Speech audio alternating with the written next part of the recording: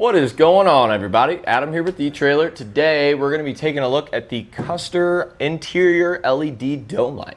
What we have here is an LED dome light. It's not going to be that big, about 3 inches in diameter, and we have 4 diodes on the inside.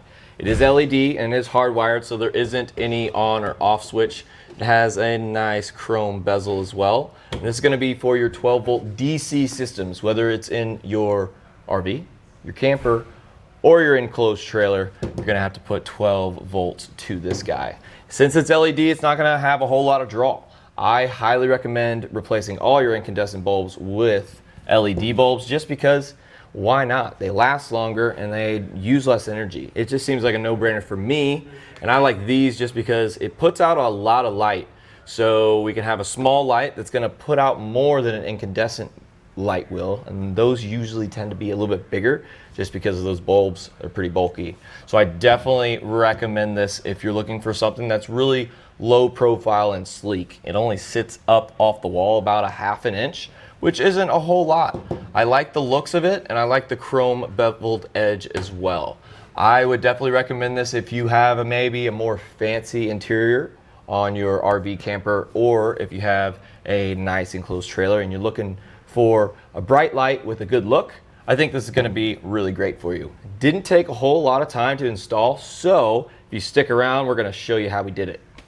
First things first, we want to figure out exactly where we want the light to go. I want it to go right here to replace the light that we took off. And if you have wires ran already, awesome.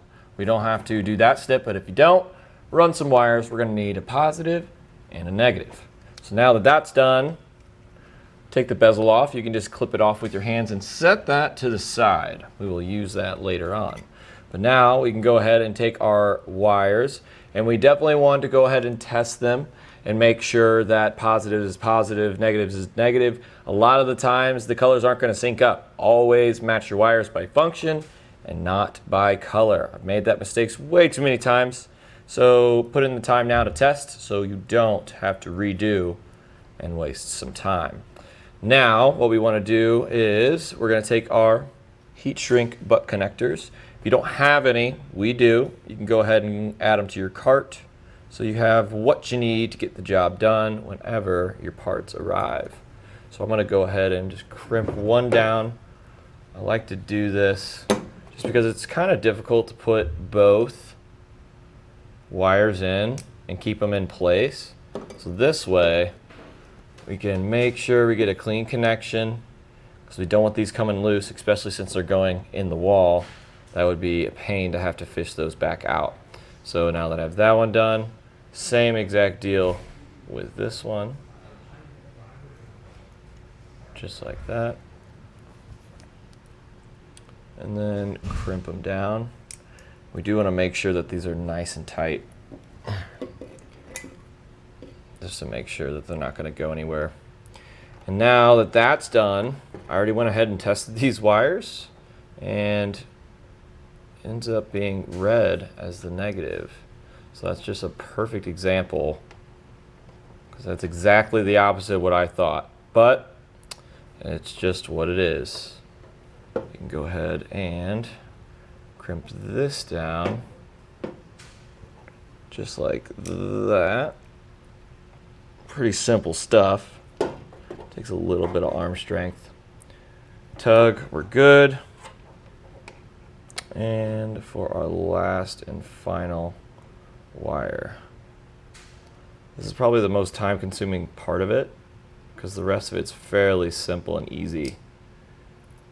And these heat shrink butt connectors, I really like using these. I do a lot of wiring, and one, it just helps keep the wires in place, but two, it's going to keep all that moisture out, so it's not going to corrode away.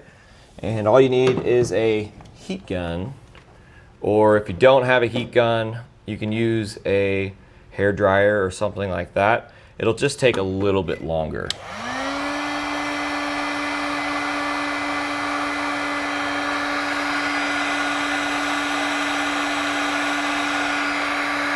See how it gets nice and snug around that wire? So no water's getting in there. And even if you crimp them down, not the best, it's going to help hold those wires in place too. which is always awesome. Just ensuring that you have a proper connection and the wires aren't going to come apart is just going to save you a lot of headache in the future. And just like that, we are done. So now what I'm going to do is I'm going to kind of push some of this back, not all of it. And I just want to make sure that it's going to light up. It doesn't have a button or anything, so I'm just going to go ahead and flip the switch to see if it's going to light up. I'm just going to hang it. So moment of truth. There we go. Awesome. So now we're ready to mount it up. Hardware is included with the kit, which is awesome. You don't see that all the time, so you don't have to search around for some proper screws. All you really need is a Phillips bit. And I'm going to utilize one of these holes I've already made, just because we install a lot of lights in this trailer.